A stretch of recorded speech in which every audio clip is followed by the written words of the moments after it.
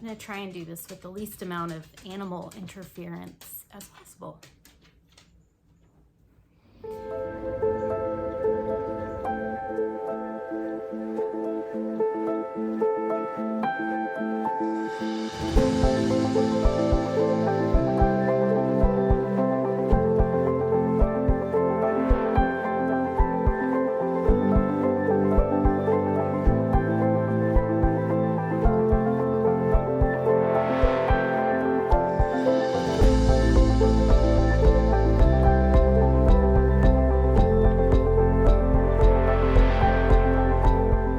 Michelle, welcome to my channel. I am going to do a book haul that is bigger than I thought it was and talk about book buying, acquiring, all the things. So let's start with some new books. So the first book, this was a Pango order that I placed like a week or two ago, and if you don't know about Pango, it's a great place to get used books. It's also a great place to sell used books. I will link Pango below. I have a shop there as well. And one of the books I was looking for is one that I think it's been out for a minute. I've been interested in it and just haven't picked it up. Oh, it was came out in 2014 and it was reissued in 2020, and that is Essentialism by Greg McKeown, The Discipled Pursuit of Less. So we're looking at essentialism isn't about getting more done in less time, it's about getting only the right things done. Have you ever found yourself stretched too thin? Do you simultaneously feel overworked and underutilized? Are you often busy but not productive? Do you feel like your time is constantly being hijacked by other people's agendas?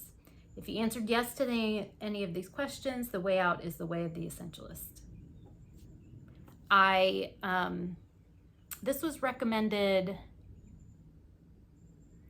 I cannot remember who, I saw this a recommendation somewhere on BookTube I was watching, and they recommended this. So I'm excited to read that. I got another Ruth Ware book, One by One. I have read The Woman in Cabin 10 and liked it. And then I also have read The Death of Mrs. Westaway by Ruth Ware and loved it. So I'm excited for this one. I don't want to really read the back of it because thrillers, you know. Another one I got off Pango was Night Crawling by Leila Motley. I've been interested in this book since it came out, and I feel like I got it from the library and started it, did like a try chapter, but then had to return it before finishing it. So I am really excited to read this. It's a dazzling novel about a young Black woman who walks the streets of Oakland, a debut that announces a blazingly original voice. Kiara and her brother Marcus are scraping by in an East Oakland apartment complex optimistically called the Regal High. Both have dropped out of high school, their family fractured by death in prison, but while Marcus clings to his dream of rap stardom, Kiara hunts for work to pay their rent, which has more than doubled, and to keep the 9-year-old boy next door, abandoned by his mother, safe and fed.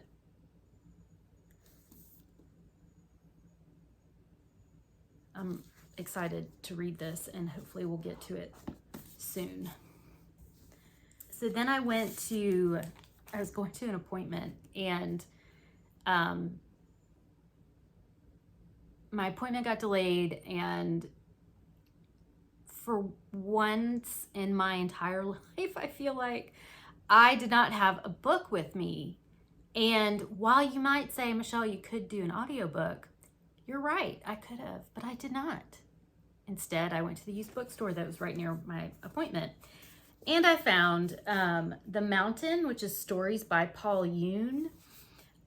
This was on the clearance. It was $1. I read one of the stories while I sat there and really liked the writing. I've heard of Paul Yoon, but I've never read his work before, so I'm excited to have that.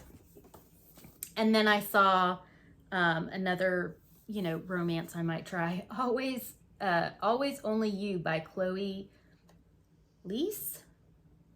I don't know if I'm saying that right.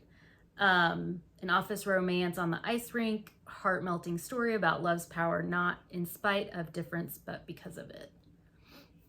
So that looks good. And then I was very excited about the book of the month choices for May. One of my most anticipated reads was on it, and that is Real Americans by Rachel Hong.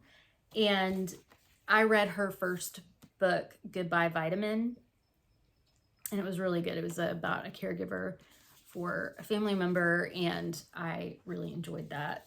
That came out, I want to say it must have come out more than 5 years ago. So yeah, very excited about this one. An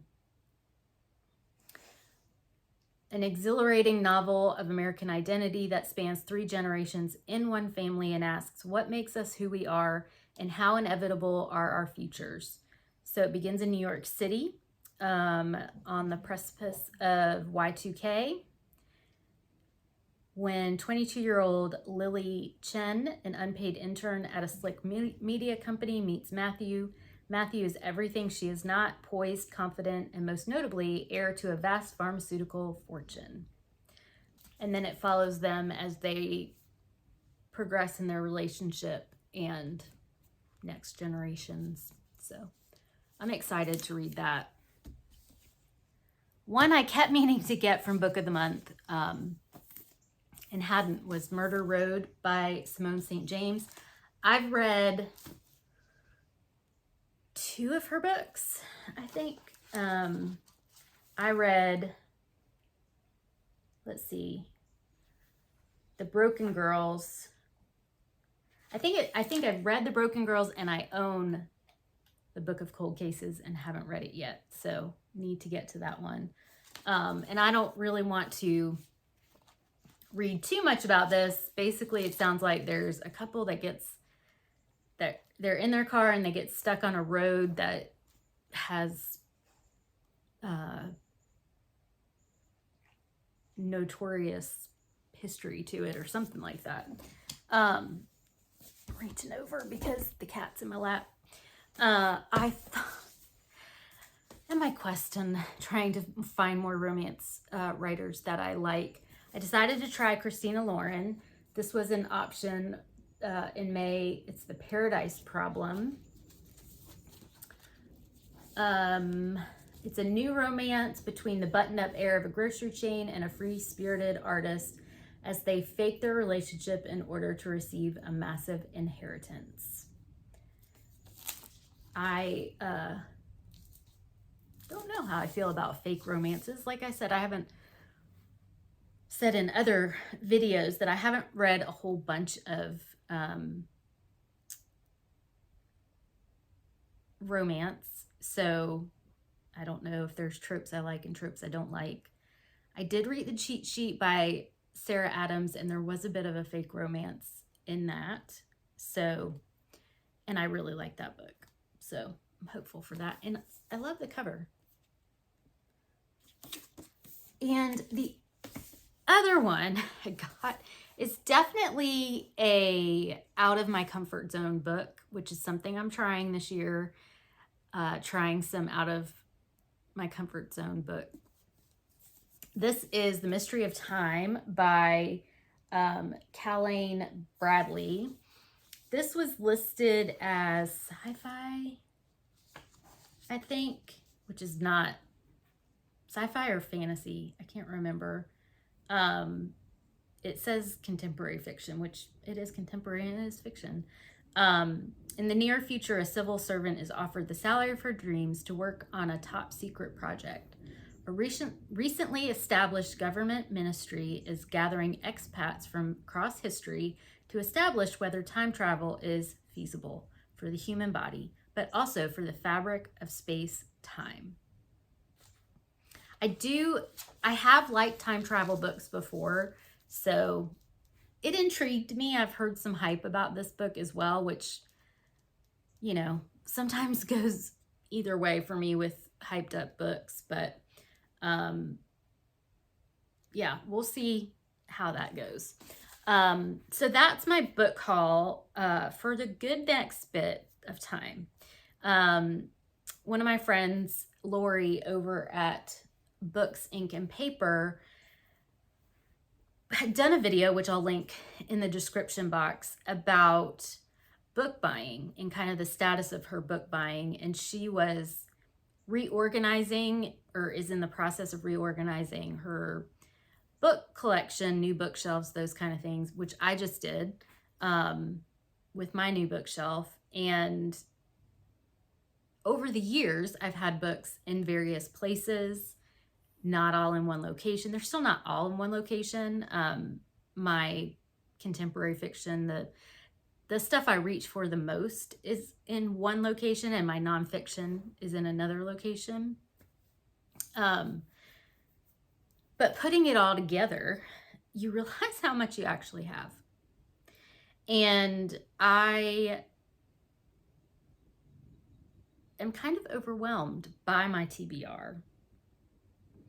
So Laurie mentioned kind of taking a break from book buying, which I really just need a challenge. Like I can do a challenge. I can, if someone else is doing it at the same time, that's super helpful.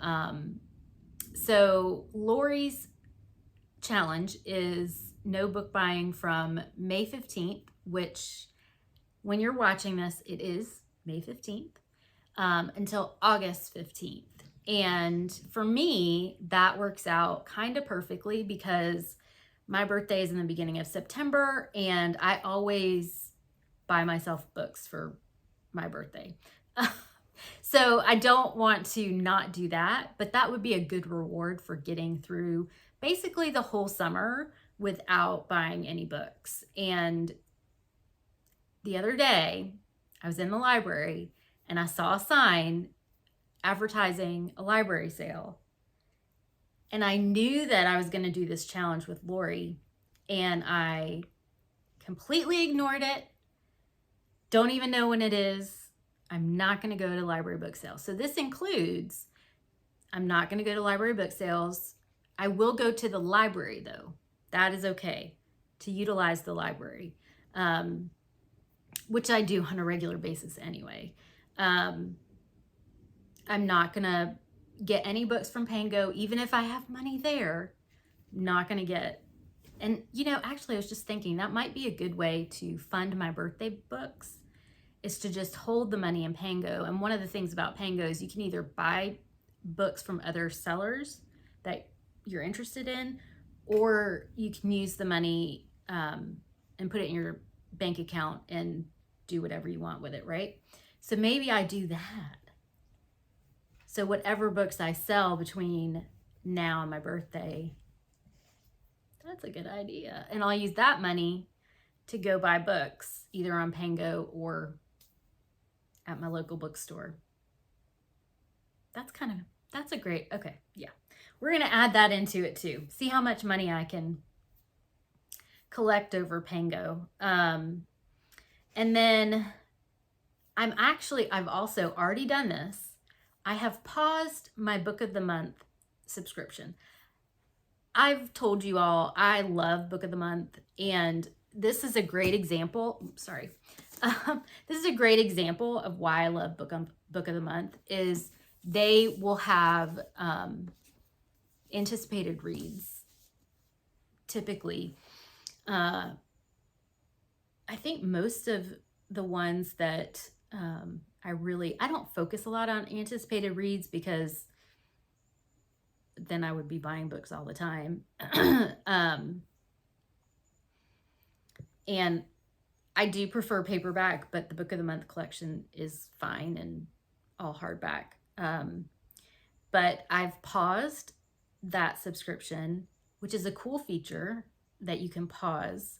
And so you don't get charged the monthly membership fee, which I think is like $18 now.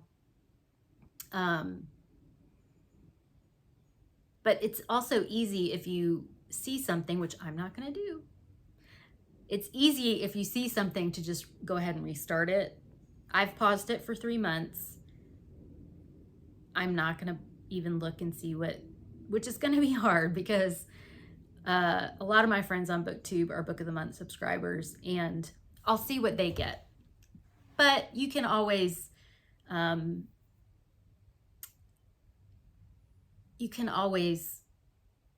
get things, you know, if I will do a book box in September.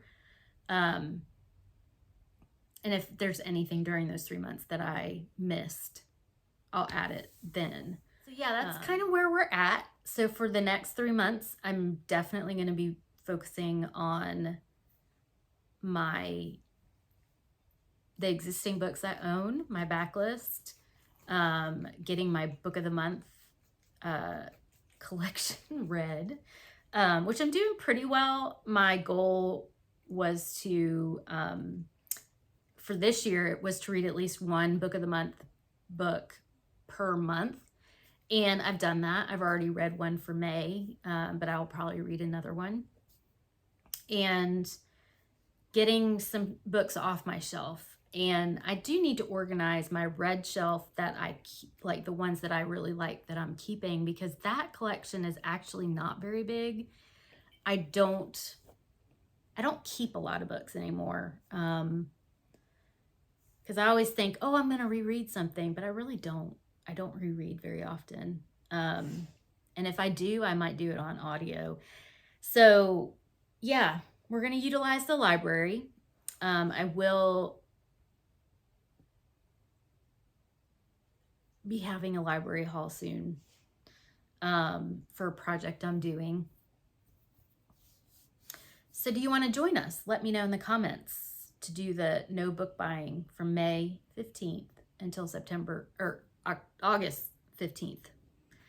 Lose track of my time there. Let me know in the comments, and maybe I think Laurie might do a Discord for it, or we can just keep each other posted on social media. My Instagram is always listed below, and I really appreciate you being here, and I will talk to you soon. Bye.